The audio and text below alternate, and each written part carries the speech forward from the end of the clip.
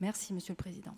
Dans le cadre du plan d'aménagement et de développement durable de la Corse, plus simplement le PADUC, approuvé et rendu exécutoire le 24 novembre 2015, les communes avaient 3 ans pour rendre leurs documents d'urbanisme compatibles avec le PADUC, c'est-à-dire jusqu'au 24 novembre 2018. Or, il s'avère que peu de ces communes ont effectivement révisé ou modifié leur plan local d'urbanisme et leur carte communale pour cette mise en compatibilité. Pour d'autres encore, les démarches sont actuellement en cours et d'ailleurs, de nombreuses communes ont pu bénéficier du soutien de l'Agence d'aménagement de l'urbanisme et de l'énergie de la Corse, l'AUE. J'arrive au cœur de ma question. Aujourd'hui, des informations contradictoires circulent parfois au sujet du devenir de ces documents d'urbanisme approuvés avant le PADUC et suscitent parmi nos concitoyens et élus locaux une certaine incompréhension. D'ailleurs, lundi, la presse, au travers du quotidien régional Corse Matin, a titré « PADUC casse-tête en prévision ». Pouvez-vous nous éclairer en exposant précisément ce qui change pour ces communes et de manière plus large pour tous les Corses et propriétaires concernés depuis le 25 novembre dernier? Arin Granziavi. Merci. Donc, la parole à Jean Biancucci. Je dois vous dire que votre question m'est parvenue dans le même espace-temps qu'une copie d'un courrier de Madame la préfète au maire. Ce courrier que, aujourd'hui, on connaît très bien puisqu'il a été très largement diffusé. Ce courrier fait état des conséquences sur les actes individuels relatifs aux droits des sols de l'absence de mise en compatibilité des PLU et cartes communales approuvées antérieurement au PADUC. Si on peut constater que la Corse a perdu 3 ans dans la prise en compte et la mise en œuvre du PADUC, on se doit de dire aussi que de nombreux élus ont été trompés par des marchands de conseil qui prédisait son annulation par le TA.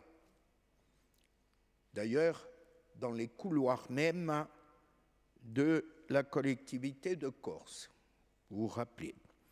Pour en revenir au courrier de Madame la préfète, celui-ci stipule qu'à partir du 25 novembre, en l'absence de mise en compatibilité du document d'urbanisme local avec le PADUC, certaines de ces dispositions s'appliqueront désormais à toute demande au titre du droit des sols, en vertu notamment des articles L. 121-3 loi littorale et L. 122-2 de la loi montagne du Code de l'urbanisme.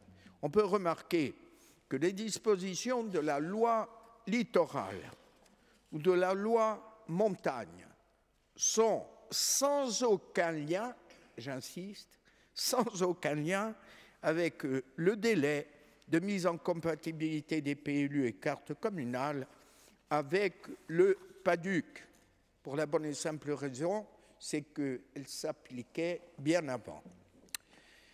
Quelle sera dorénavant l'attitude de l'État ? Bien entendu, on peut toujours se le demander, mais on a déjà un avant-goût. On peut penser que tant que les documents d'urbanisme n'auront pas été mis en compatibilité, tout permis de construire, déposé sur un terrain ayant physiquement les caractéristiques des ESA ou se situant sur une aisée sera rejeté. Même s'il est situé en zone constructible d'un PLU ou d'une carte communale. J'en ai fait moi-même l'expérience. Je tiens à souligner, à Coute, que la situation que connaissaient les communes aujourd'hui était prévisible et que la collectivité a fait tout son possible pour qu'elle ne survienne. Ainsi, le préfet Schmelz, qui avait été saisi par l'agence en août 2017 afin d'anticiper sur cette situation en aidant les communes à accélérer la mise en compatibilité, notamment en recensant avec l'AUE et l'État les principaux points d'écart entre les PLU antérieurs au PADUC et l'objectif qu'ils devraient atteindre pour qu'ils soient compatibles. En réponse, en octobre 2017, le même préfet avait opposé une fin de non-recevoir, il faut que vous le sachiez, en indiquant que ce travail relevait des seules communes. Je tiens ces courriers à disposition des conseillers. De nouveau, nous sommes, bien entendu, cela va de soi, à disposition des communes et des élus pour ce qui concerne les documents d'urbanisme et leur mise en compatibilité. Nous allons très certainement renforcer les moyens humains de l'AUE parce que les moyens ordinaires ne suffisent plus. Et je vais réitérer auprès de Madame la préfète la proposition faite à son prédécesseur de collaboration des services de l'agence afin d'identifier les principaux écarts entre les PLU et cartes communales actuelles et l'objectif de compatibilité.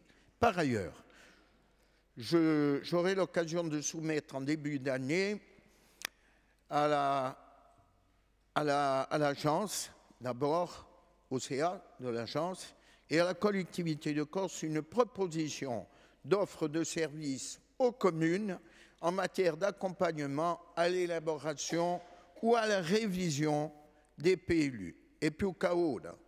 Ringrazio.